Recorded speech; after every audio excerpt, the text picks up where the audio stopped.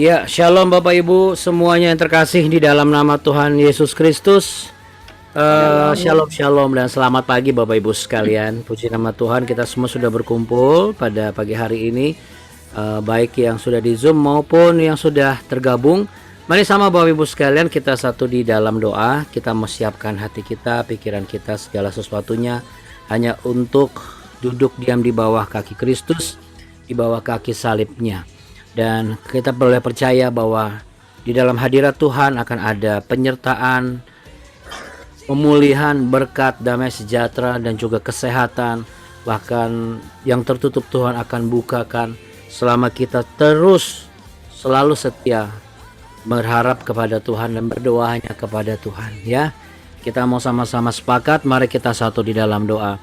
Bapa kami sorga, dikuduskanlah namamu, datanglah kerjaanmu, dan jadilah kehendakmu di bumi seperti di sorga. Berikanlah kami pada hari ini makanan kami secukupnya, dan ampunilah kami akan kesalahan kami, seperti kami juga mengampuni orang yang bersalah kepada kami. Dan janganlah membawa kami ke dalam pencobaan, tetapi lepaskanlah kami daripada yang jahat. Karena Engkaulah yang punya kerajaan dan kuasa dan kemuliaan kekal sampai selama-lamanya. Tuhan Yesus, kami siap untuk memuji menyembah Tuhan. Engkau tahu betul keadaan kami hari-hari ini. Engkau tahu betul apa yang baru saja kami alami kemarin atau tadi malam atau mungkin tadi pagi.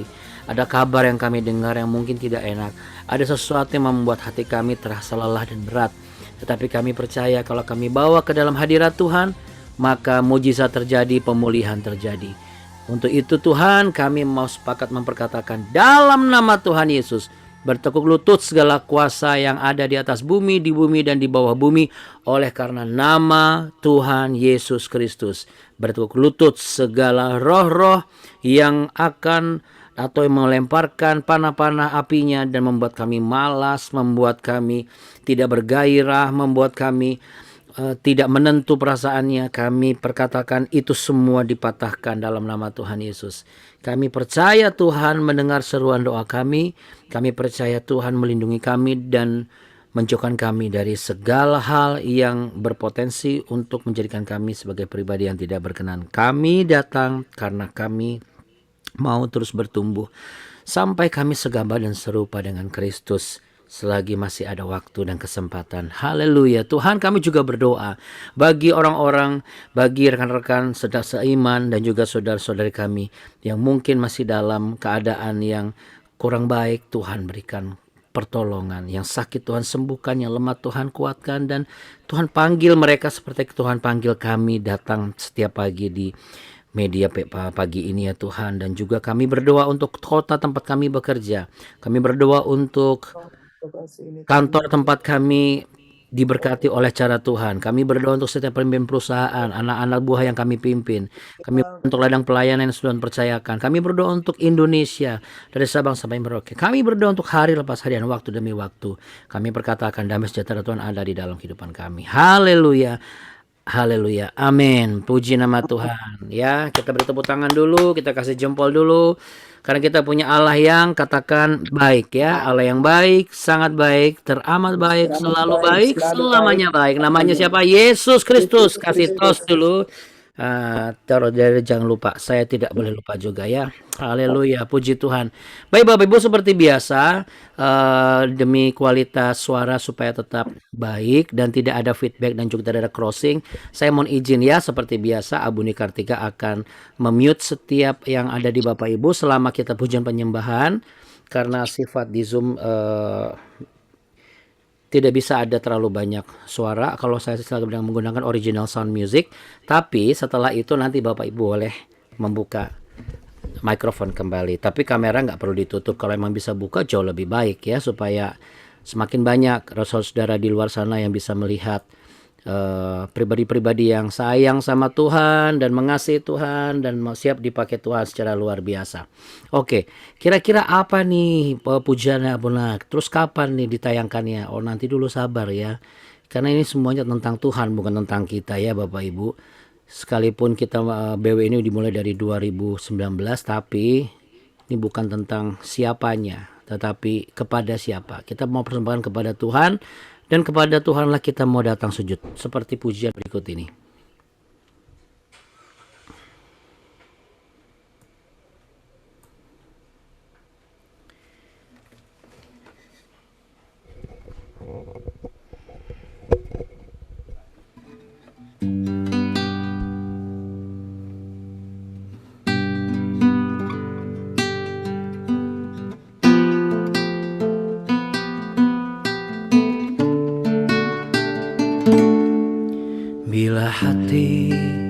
terasa berat,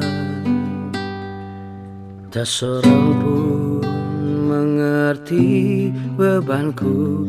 Ku tanya Yesus, apa yang harus ku buat?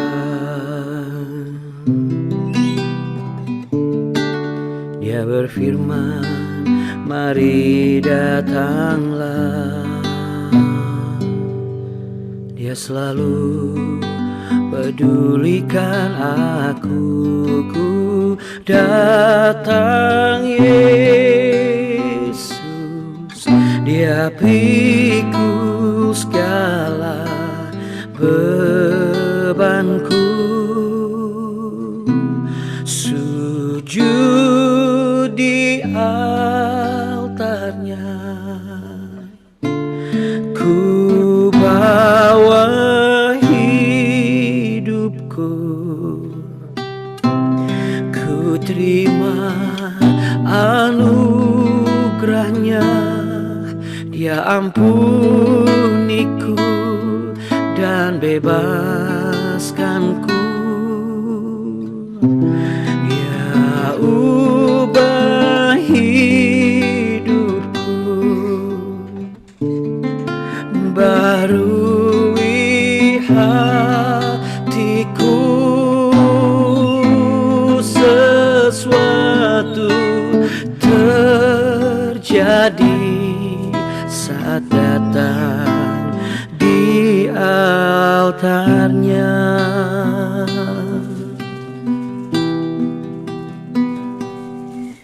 Bila hati terasa berat,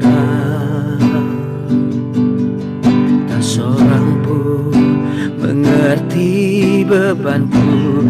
Ku tanya Yesus, apa yang harus ku buat? Dia berfirman, mari datanglah. Dia selalu pedulikan aku. Ku datang Yesus, Dia pikul segala bebanku. Sujud di altarnya, ku bawa hidupku, ku terima anugerahnya. Dia ampuniku dan bebaskanku. Dia ubah hidupku, barui hatiku. Sesuatu terjadi saat datang di altarnya. Sujud di altarnya,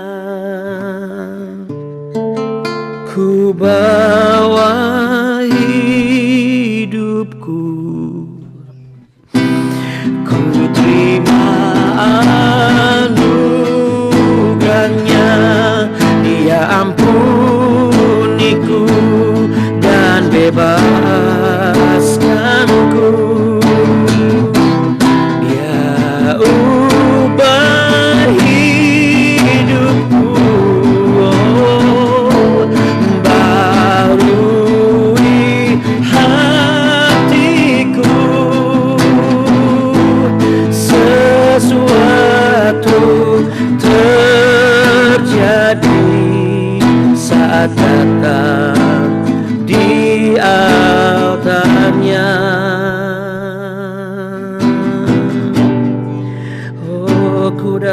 padamu saat ini Tuhan. Ku datang padamu karena ku percaya tak seorang pun bisa mengerti tentangku Tuhan. Hanya Engkau yang mengerti hidupku. Hanya Engkau Tuhan yang selalu pedulikanku. Oh haleluya.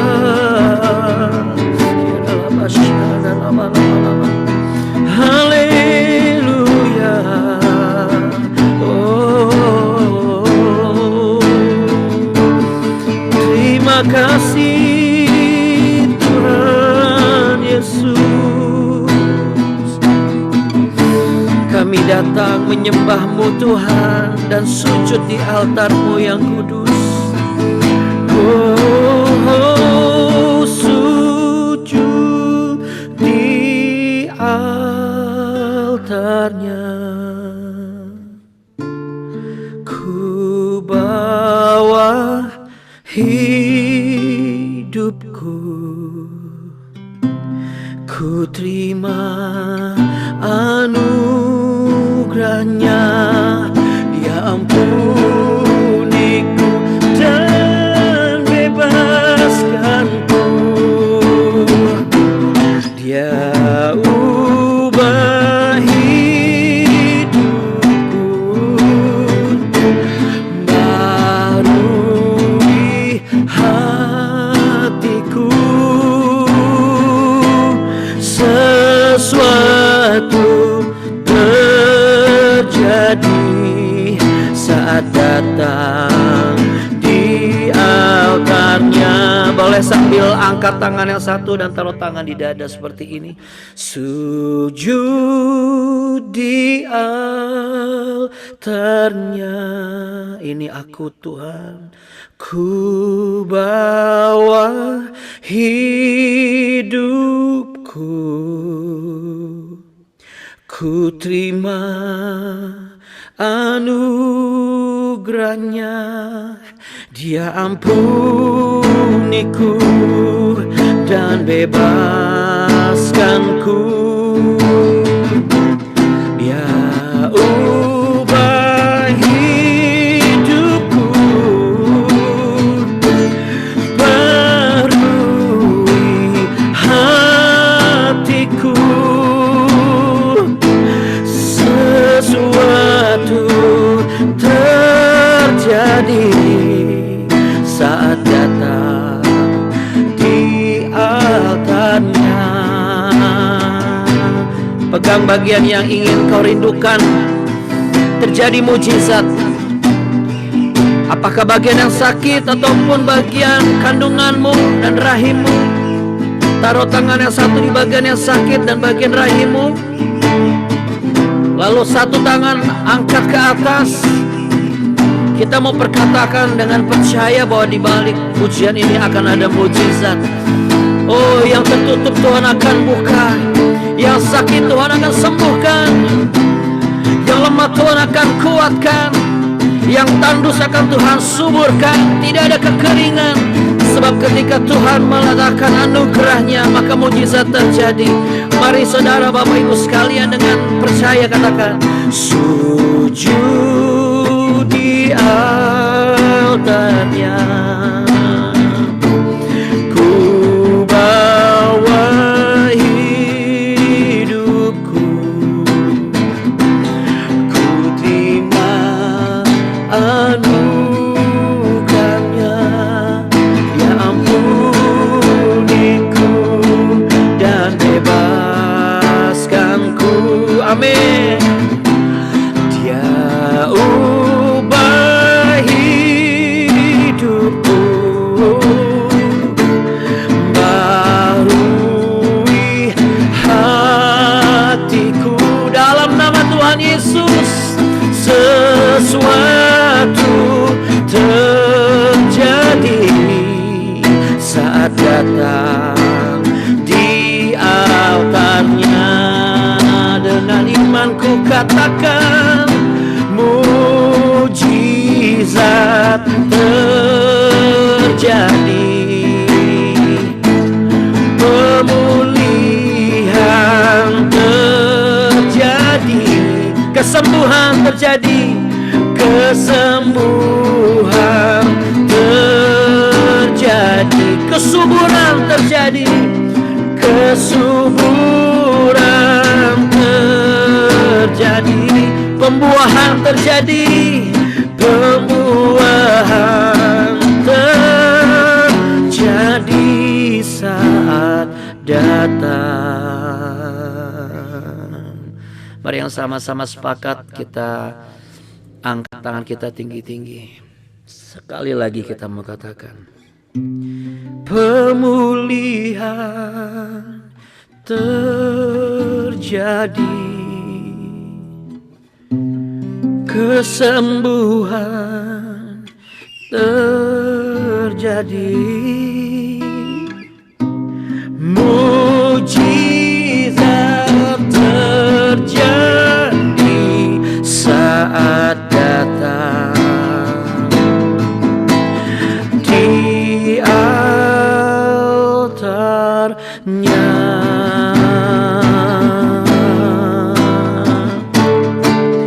Haleluya Tuhan, haleluya. Kami percaya, katakan aku percaya Tuhan. Mujizat terjadi, pemulihan terjadi, pembuahan terjadi, kesuburan terjadi dalam nama Tuhan Yesus. Kebebasan terjadi, tidak ada yang terikat dengan kutuk turunan, tidak ada yang terikat dengan perjanjian-perjanjian yang purbakala. Semua diputuskan dalam nama Tuhan Yesus, dalam nama Tuhan Yesus. Haleluya. Mari yang sepakat sama-sama katakan amin. Puji Tuhan. Wow, dahsyat. Ya, saya percaya kuasa Tuhan sedang mengalir. Amin. Kuasa Tuhan sedang menjamah dan sedang menguduskan dan mentahirkan, ya. Tentu butuh proses. Sama seperti halnya yang Simpson alami. Kita akhirnya sampai di bagian akhir. Masih di Hakim-Hakim pasal 16. Namun kali ini kita akan baca perikop berikutnya, yaitu ayat 23 sampai ayat yang ke-31. Di tempat kita masing-masing, mari kita baca di Hakim-Hakim pasal yang ke-16 ayat 23 sampai 31. Demikian ada tertulis sebuah peristiwa yang luar biasa tercatat dalam kitab suci, ya. Simpson mati. Sesudah itu berkumpullah raja-raja kota orang Filistin untuk mengadakan perayaan korban sembelian yang besar kepada Dagon Allah mereka, dan untuk bersukaria kata mereka, telah diserahkan oleh Allah kita ke dalam tangan kita Simpson musuh kita. Dan ketika orang banyak melihat Simpson, mereka memuji Allah mereka sambil berseru, telah diserahkan oleh Allah kita ke dalam tangan kita musuh kita, perusak tanah kita dan yang membunuh banyak teman kita. Ketika hati mereka yang gembira, berkatalah mereka, panggillah Simpson untuk melawak bagi kita. Simpson dipanggil dari penjara, lalu ia melawak di depan mereka. Kemudian mereka menyuruh dia berdiri di antara tiang-tiang. Berkatalah Simpson kepada anak yang menuntun dia, lepaskan aku dan biarkanlah aku meraba-raba tiang-tiang penyangga rumah ini, supaya aku dapat bersandar padanya. Adapun gedung itu penuh dengan laki-laki dan perempuan. Segala raja kota orang Filistin ada di sana. Dan di atas soto ada kira-kira 3.000 orang laki-laki dan perempuan yang menonton lawak Simpson itu. Berserulah Simpson kepada Tuhan. Katanya, ya Tuhan Allah, ingatlah kiranya kepadaku dan buatlah aku kuat sekali ini saja ya Allah, supaya dengan satu pembalasan juga kubalaskan kedua mataku itu kepada orang Filistin. Kemudian Simpson merangkul kedua tiang yang paling tengah penyangga rumah itu, lalu bertopang kepada tiang yang satu dengan tangan kanannya dan kepada tiang-tiang yang lain dengan tangan kirinya. Berkatalah Simpson, biarlah kiranya aku mati bersama-sama orang Filistin ini. Lalu membungkuklah ia sekuat-kuatnya, maka rubuhlah rumah itu menimpa raja-raja kota itu dan seluruh orang banyak yang ada di dalamnya. Yang mati dibunuhnya pada waktu itu, matinya itu lebih banyak daripada yang dibunuhnya pada waktu hidupnya. Sesudah itu datanglah ke sana saudaranya dan seluruh keluarganya. Mereka mengangkat dia dan membawanya dari sana, lalu menguburkannya di antara Zora dan Esitaol di dalam kubur Manoah ayahnya. Dia memerintah sebagai hakim atas orang Israel 20 tahun lamanya. Sebuah masa kerja atau masa dinas yang belum terlalu lama, akan tetapi begitu banyak intrik, ya Bapak Ibu.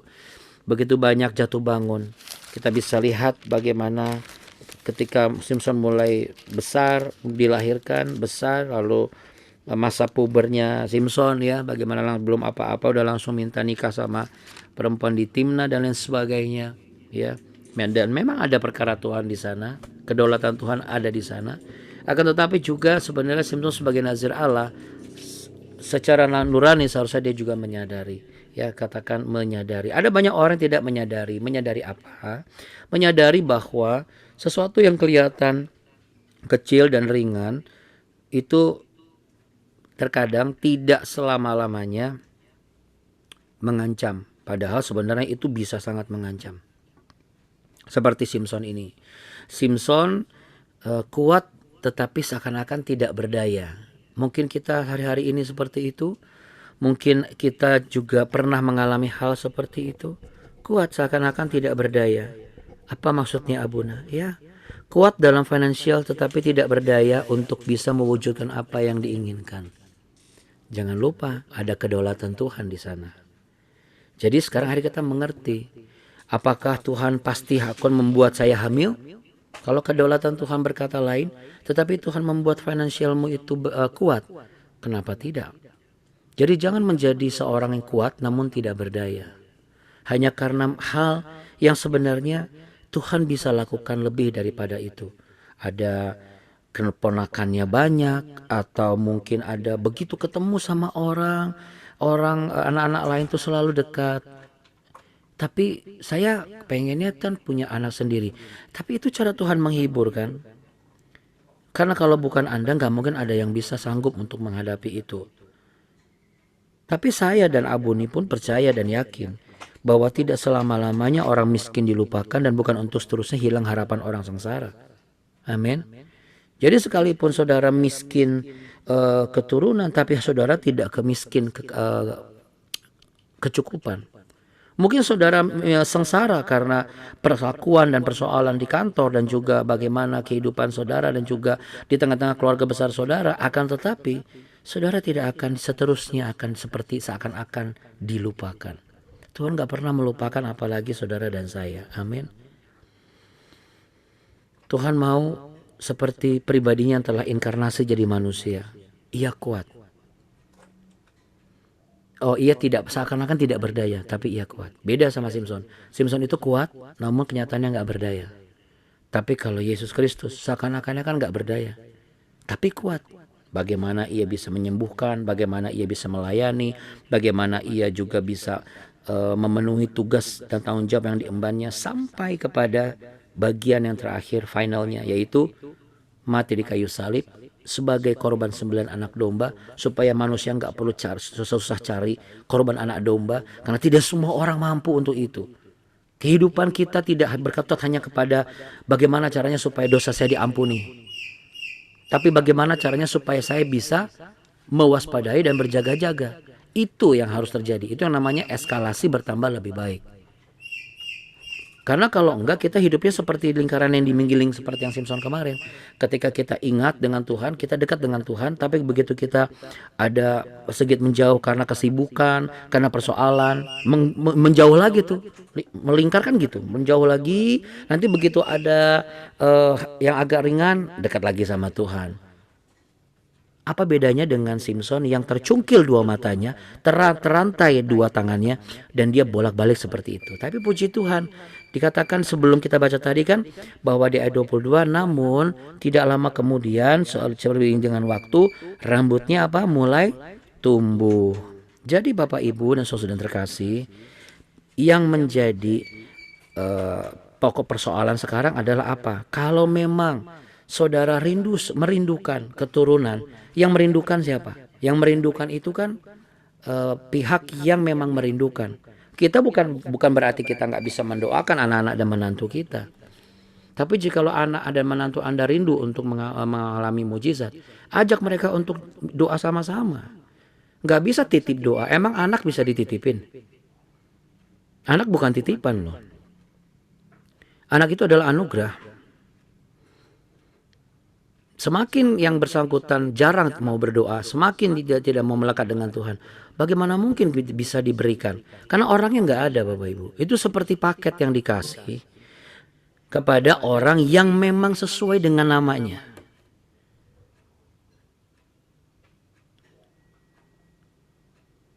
Banyak orang yang tidak terfikir seperti itu.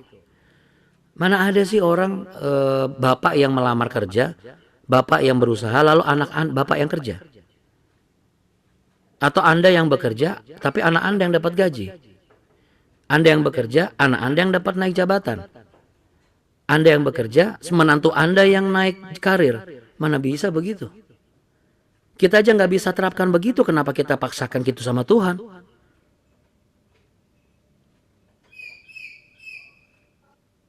Ini jadi perenungan kita. Kita tampak bisa kuat, tapi kalau kita nggak berdaya apa artinya?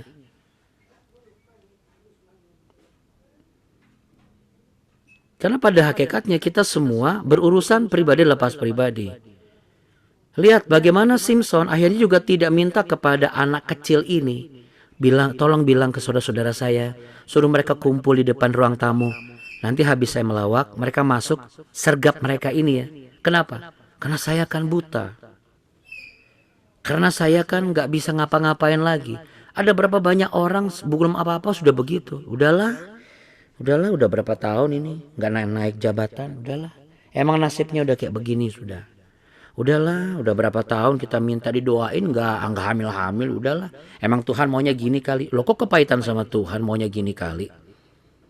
Kalau Anda mau mengatakan, mohon izin ya, Tuhan kalau ini memang kehendakmu jadilah. Beda sama tahu gini kali Tuhan maunya. Itu namanya ngambek saudara. Dan Anda tahu orang-orang ngambek sama Tuhan itu seperti lawakan di mata iblis. Iblis ketawa-ketawa ngelihat kita melawak di atas panggung yang iblis sediakan. Saya ulangi ya. Ketika Anda bolak-balik minta didoakan sama pendeta supaya anak saya dapat pekerjaan, anak saya dapat anak, menantu saya naik gaji, lalu kemudian jabatan karirnya, tapi yang bersangkutan pun gak pernah berdoa. Bahkan gak pernah diajak untuk yuk kita doa sama-sama.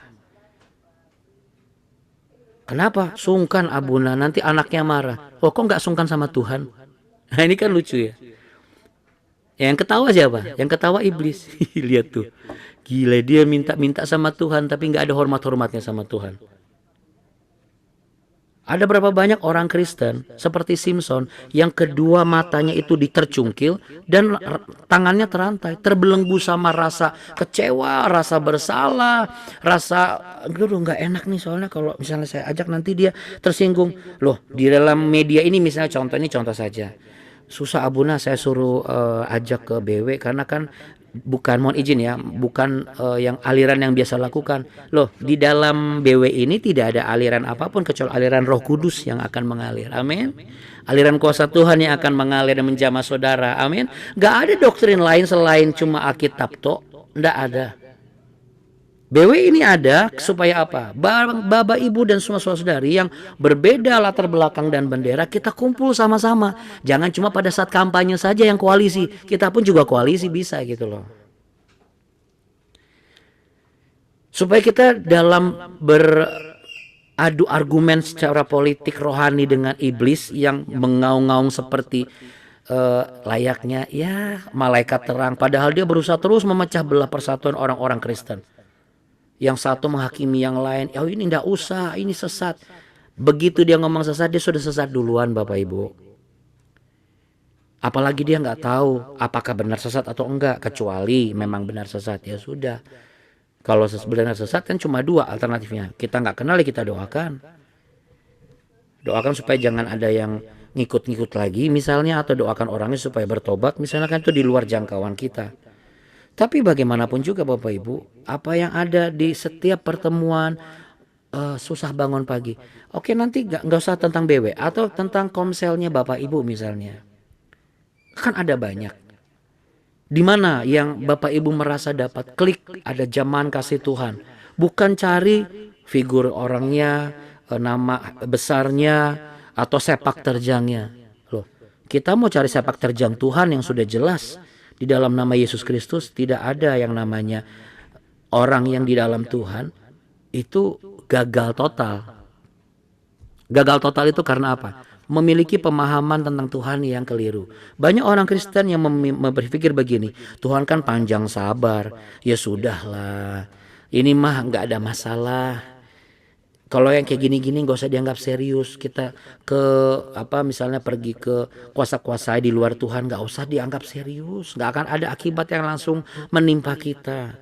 Bapak Ibu, tanpa kita sadar, kita itu sedang menaburkan buah-buah yang membuat itu menjadi malapetaka bagi orang-orang yang mungkin tidak terlibat sama kita secara langsung. Seperti yang saya bilang tadi, perjanjian purbakala yang dilakukan oleh orang yang mungkin kita sudah nggak kenal, dan mungkin karena mereka juga, kita nggak bisa nyalain juga, maka mereka juga belum kenal Tuhan secara pribadi, tapi karena terhasut. Kenapa? Karena banyak orang Kristen, banyak manusia lah yang berpikir Tuhan itu panjang sabar. Tapi Bapak Ibu, kesabaran Tuhan bukan kesabaran yang permisif. Apa kesabaran permisif? Kesabaran yang selalu menoleransi kesalahan. Saya ulangi, kesabaran Tuhan tidak selamanya kesabaran permisif. Nah, banyak orang keliru berpikir salib Kristus itu adalah lambang kesabaran Tuhan yang permisif. Tuhan tidak menoleransi dosa. Tapi ketika kita datang kepada Tuhan dan minta ampun sama Tuhan, selagi kita masih ada, Tuhan ampuni dosa kita. Kenapa? Karena keselamatan itu sudah ada di tangan kita sebenarnya. Jadi jalan keselamatan itu sudah kita tapaki. Cuman ketika kita keluar jalur, lalu kita mau minta balik lagi ke jalan keselamatan itu yang sudah Tuhan kasih melalui pengakuan kita bahwa Yesus Kristus adalah Tuhan dan Juru Selamat. Disitulah itu akses yang akan membuat kita masuk lagi ke dalam rencana Tuhan, dan itu akan membawa kita kepada keselamatan sesungguhnya dan indah pada waktunya, di mana janji Tuhan digenapi, yang sakit disembuhkan, yang lemah dikuatkan, yang beban berat Tuhan angkat, yang miskin diperkaya, yang bangkrut Tuhan bangkitkan kembali, yang patah Tuhan tegakkan kembali. Amin. Bahkan yang tertutup Tuhan buka, yang gak mungkin menjadi mungkin, pemulihan terjadi, mujizat itu nyata. Itu setelah apa? Kembali kepada aksesnya lagi. Jadi bukan jalan di sampingnya, tetapi di dalam jalan yang jalur yang memang semestinya. Dengan kendaraannya kan macam-macam. Mau pakai motor kah? Apakah yang pakai motor lebih berdosa daripada pakai mobil? Kan enggak juga. Apakah jalan kaki kah? Apakah numpang sama satu teman kah? Itu sama seperti halnya kita menuju kepada salib Kristus dengan kendaraan kita masing-masing. Selama jalur itu sama, jalan keselamatan itu sama, kenapa sih mesti diperdebatkan lalu akhirnya udah gak usah ikut itu, nanti itu salah. Urung jelas yang diajarkan adalah tentang bagaimana kebenaran firman Tuhan, bukan tentang tata cara kok. Jadi Bapak Ibu, ada banyak orang berpikir seperti itu. Nah makanya kadang-kadang anak-anak pun suka salah mengira bahwa kesabaran kita kesabaran yang permisif. Kenapa? Kita suka menoleransi. Karena mungkin mereka juga melihat kita pun juga sering permisif dengan diri kita sendiri. Kita menoleransi aturan-aturan yang sudah kita buat, kita langgar sendiri. Seringkali kita juga salah meletakkan belas kasih kita kepada orang-orang ada di sekitar kita, anak buah kita, rekan sepelayanan. Kita kasihan, nggak enak, sungkan. Sekarang balikin lagi, kok nggak kasihan sama Tuhan, sama Tuhan Yesus yang sudah menolongnya? Kok nggak sungkan sama Tuhan Yesus yang sudah memberikan berkat dan menolong hidupnya? Kenapa lebih sungkan sama manusia? Nah ini adalah kenapa? Karena banyak orang yang sudah terbelenggu itu pasti secara tidak langsung tercungkil seperti Simpson tadi. Jadi apa yang harus dilakukan Abuna? Apakah ini berbahaya? Oh ya, kalau ini selalu ada, maka banyak sekali dosa-dosa yang kita toleransi.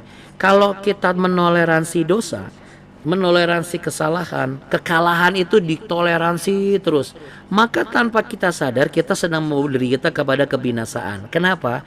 Karena kita tidak lagi mendedikasikan diri kita kepada sebuah yang namanya komitmen di dalam Tuhan. Katakan komitmen di dalam Tuhan. Iya.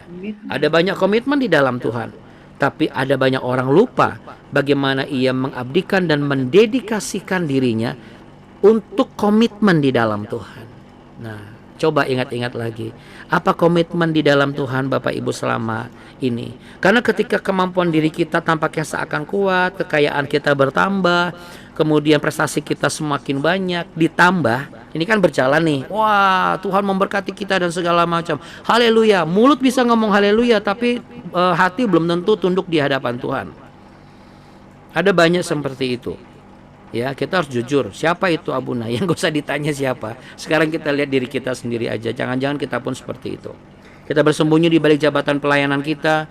Kita bersembunyi di balik kemampuan kekayaan kita. Nah, Bapak Ibu, ketika kita merasa di atas angin, namun tanpa kita sadar, godaan dosa itu seakan-akan kan sepele. Saya akan terbang seperti burung Raja Wali di atas badai persoalan. Bapak Ibu, tapi kalau kita tidak memandang dengan baik, maka eskalasi kekalahan terus bertambah, dan itu akan meruntuhkan kekuatan pertahanan iman. Bukan menghilangkan iman loh. Pertahanan imannya digrogoti dulu, seperti benteng yang habis perang tapi nggak bisa dibangun lagi. Ada berapa banyak keimanan kita seperti itu. Kita bertahan tetapi benteng iman kita tuh kayak nggak dibangun lagi. Jadi kayak nggak diletakkan batu-batu lagi. Jadi seperti sisa, banyak banget sisa-sisa pertempuran. Seperti kita datang ke Holy Land waktu itu kan, ada benteng masa Daud, banyak yang hancur. Ya seperti itu keadaan kita. Kalau kita tidak hati-hati, mungkin kita pasti punya iman, tapi kalau kita tidak membangun kembali keruntuhan pertahanan iman kita, kenapa? Karena kita sudah sering kehantam terus, dibombardir terus dengan martir-martir dosa, dengan mortir, maksud saya bukan martir, mortir dosa yang dentumannya itu berkali-kali. Oh, enggak, sekarang sudah nggak ada lagi, mortir dosanya sudah nggak ada. Oke, kalau nggak ada berarti bangun lagi. Kerjakan lagi apa yang sudah lama tidak dikerjakan. Banyak orang lupa mendedikasikan kembali, mengabdikan diri kembali pada komitmennya di dalam Tuhan.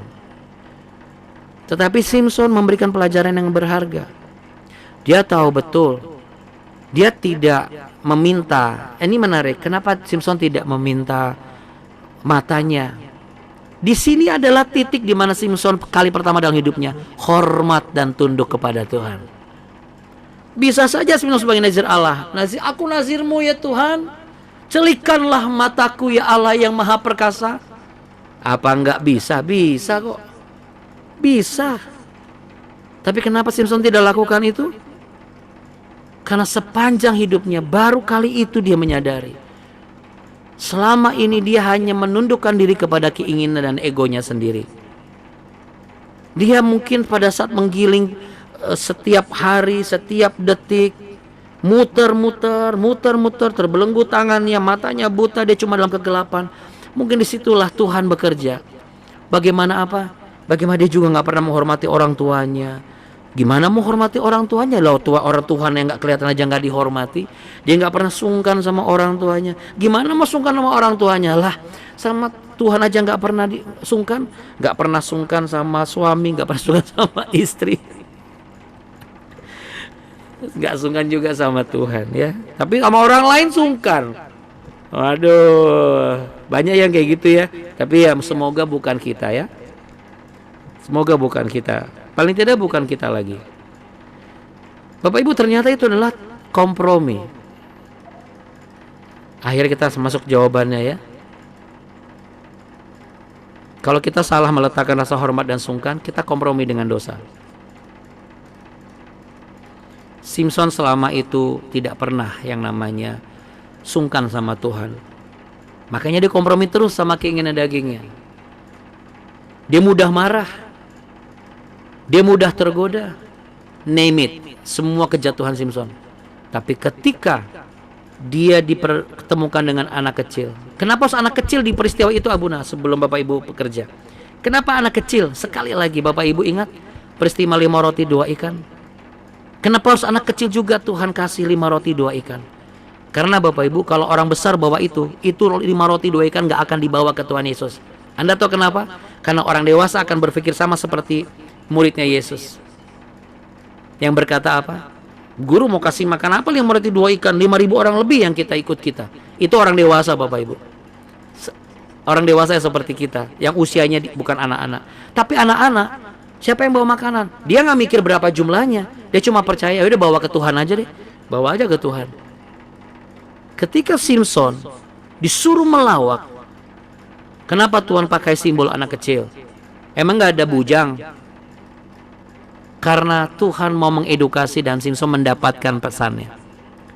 Simpson, kamu tahu yang membuat kamu itu sulit sekali untuk tunduk kepada saya, karena kamu sudah menganggap dan berpikir begitu rumit seperti layaknya orang dewasa.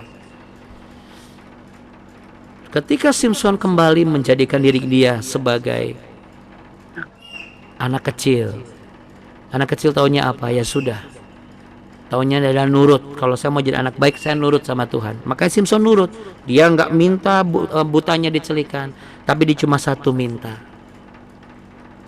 bahwa kekuatan Tuhan ada di dalam dirinya. Tentu logika Simpson jalan. Kalau Tuhan, saya minta kekuatan Tuhan, berarti saya kan nggak bisa kabur, karena saya kan matanya buta. Tapi paling tidak dia kembali kepada komitmen dia, bagaimana dia mendedikasikan hidupnya sebagai nazir Allah dengan mengandalkan kekuatan daripada Allah untuk menghancurkan musuh. Ulangi kata-kata saya, sambil taruh tangan di dada, pejamkan mata. Saat ini aku mau mendedikasikan hidupku dan diriku untuk menggunakan kekuatan Allah dan menghadapi musuh, menghancurkan musuh. Apa yang menjadi musuh di dalam hidupmu Bapak Ibu selama ini, saudara-saudara yang terkasih? Kembali, dedikasikan hidupmu untuk komitmen di dalam Allah. Disitulah letak kekuatanmu. Jauhkan pikiran yang rumit, karena orang sudah terlalu tua, terlalu dewasa, terlalu banyak pikiran. Bukan kita harus egois atau individu seperti anak kecil, enggak. Tapi Tuhan bicara kemurnian Bapak Ibu. Hanya anak kecil yang begitu marah, tapi cepat kembali dan tidak memikirkan dendam apapun. Anak kecil itu cepat baik. Anak kecil itu cepat memulihkan dirinya. Habis berantem, dia kembali lagi main sama temannya. Seperti seorang kakak dan adik yang ribut sedikit, tapi kembali bermain bersama. Berapa banyak di antara kita, suami istri kalau ribut, butuh berhari-hari untuk kembali. Tapi hari ini, saat ini, kita tidak mau kompromi untuk hal seperti itu, karena itu adalah akses iblis mengacau balaukan segalanya. Kalau kita tutup akses ini, maka kita sama-sama kembali di tracknya Tuhan. Kita tidak tahu masa depan kita seperti apa, namun satu kita tahu, masa depan sungguh ada dan pengharapan kita tidak akan hilang. Tetap berharap kepada Tuhan Yesus, tetap mencari wajah Tuhan selagi Ia berkenan ditemui, sebab Ia ingin memulihkanmu, memberimu mujizat dan memberkatimu. Tuhan memberkati engkau dan melindungi engkau. Tuhan menyinari engkau dengan wajahnya dan memberi engkau kasih karunia. Tuhan menghadapkan wajahnya kepadamu, memberimu perlindungan, kekuatan dan damai sejahtera. Di dalam nama Tuhan Yesus Kristus, pengertian daripada Tuhan ada dalam setiap kita. Haleluya, amin, amin. Ya Bapak Ibu, jadi kalau kita tidak sungkan sama Tuhan, kita sedang kompromi dengan dosa-dosa yang kelihatannya kecil. Tapi itu akses iblis masuk dan mengacaukan segalanya. Oke Bapak Ibu, kita akan ketemu lagi di hari Senin Bapak Ibu ya. Hari Senin, karena besok saya mohon izin, saya besok libur dulu karena ada tugas orang tua di sekolah untuk anak-anak saya di Papua. Jadi kita ketemu lagi hari Senin di jam yang sama. Selamat melayani keluarga Bapak Ibu semua.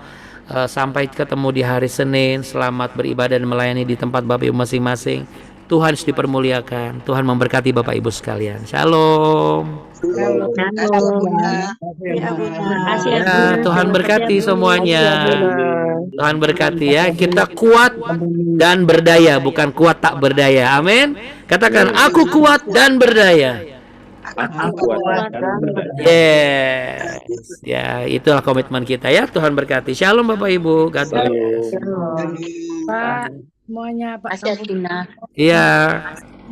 Terima kasih juga Buni semua. Terima kasih Bapak Ibu. Terima kasih. Dah.